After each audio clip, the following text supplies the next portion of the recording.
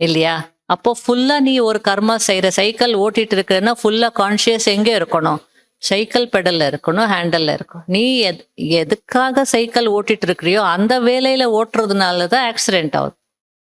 அதனால அது பிராக்டிஸ் பண்ணீங்கன்னா நல்ல நல்ல நேத்து சொன்ன மாதிரி சக்திசாலியான தாட்ஸ் நீங்க உருவாக்குவீங்க. யார் என்ன சொன்னாலோ, மெயினா எண்ணங்கள், வார்த்தைகள். அந்த எண்ணங்கள் அப்படி வர்றதுனால அதுவே என்ன ஆகுது? வார்த்தை. அந்த எண்ணங்கள் வரும்போதே உள்ள சுதாரிச்சுக்கணும். இப்போ நானு சாட்சியா இருப்பேன். யாரோ ஏதோ ஒண்ணு ஒரு குழப்பிட்டு போவாங்கன்னு வச்சுக்கோங்க. இல்லையா? அப்ப என்ன வரும்? இவங்களுக்கு எப்பவுமே இதே வேலைதான். குழப்புற வேலைதான்.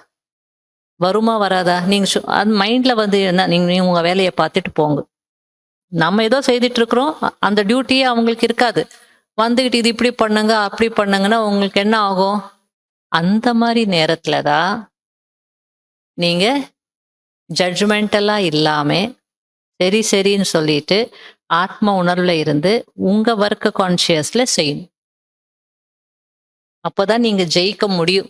கர்ம கணக்குல இருந்து விடுபட முடியும். இல்லைன்னா புனரப்பி ஜனனம், புனரப்பி மரணம்.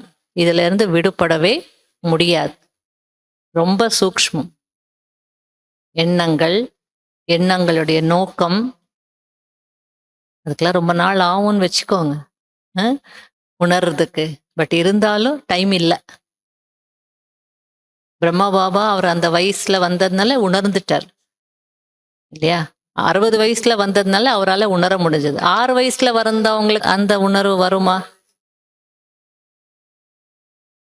எல்லாம் இருந்துச்சு. அனுபவி ஆத்மா. அதுக்காக நம்ம செய்யாம இருக்கக்கூடாது. நாம கூட செய்யணும். அனுபவம் இல்லைன்னு உங்களை இன்சார்ஜ் ஆக்காம இருக்கிறாரா?